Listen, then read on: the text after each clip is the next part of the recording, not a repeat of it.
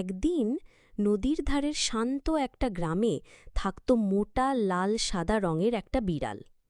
গ্রামের সবাই ওই বিড়ালকে চিনত তার আলসেমি আর খাওয়ার লোভের জন্য। কিন্তু একদিন অদ্ভুত কিছু ঘটল। নদীর ধারে হাঁটতে হাঁটতে বিড়ালটা দেখল একটা কুমির রোদ পোহাচ্ছে। এটাই হতে পারে আমার জীবনের সবচেয়ে বড় ভোজ। অবিশ্বাস্য সাহস দেখিয়ে মোটা বিড়ালটা হঠাৎ ঝাঁপিয়ে পড়ল কুমিরের উপর। তার ধারালো নখে কুমিরকে চেপে ধরল আর খেতে শুরু করল। আরে, বিড়ালটা কুমির খাচ্ছে! এ যে অবিশ্বাস্য ব্যাপার!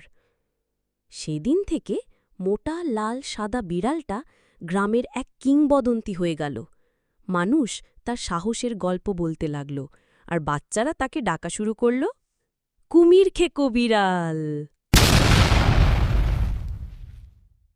Oh my God.